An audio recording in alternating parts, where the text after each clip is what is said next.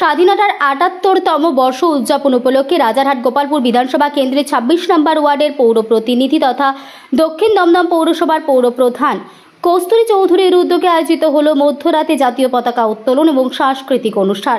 রাজ্য সরকারের উদ্যোগ এবং স্থানীয় নেতৃত্বের প্রচেষ্টায় কৃত্রিম ঘাসের মাঠ এবং উচ্চ আলো স্তম্ভ শুভ উদ্বোধন হলো।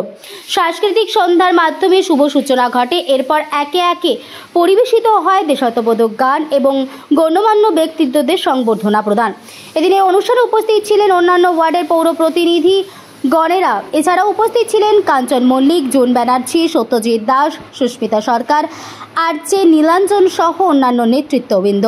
এরপর মধ্যরাতে পতাকা উত্তোলনের মাধ্যমে এবং শহীদ বেদিতে শহীদদের উদ্দেশ্যে মালা দিয়ে স্মরণ করে অনুষ্ঠানের সমাপ্তি ঘটে।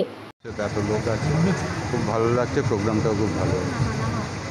দাদা, একাধিক প্রকল্প মমতা বন্দ্যোপাধ্যায়ের মাননীয় মুখ্যমন্ত্রী মমতা বন্দ্যোপাধ্যায়ের এসেছে, প্রকল্প এসেছে, তার মধ্যে আমাদের পাড়া আমাদের সমাধান একটা নতুন প্রকল্প দারুণভাবে সাড়া পাচ্ছি। আজকেও ছিল আমাদের, কালকেও ছিল, আমার মোস্ট প্রবলি ১৬ তারিখে আছে।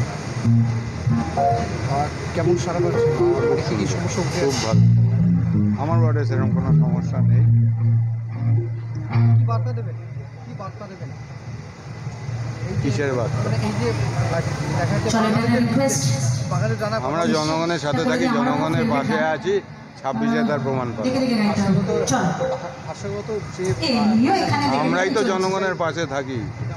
ইলেকশনের সময় অনেকে আসে, পুরো পাকে সারা বছর ধরে কারা থাকে। পরিযায়ী শ্রমিকদের প্রতি ছেড়ে দেখো, কন্ট্রোভার্সি ছেড়ে দাও।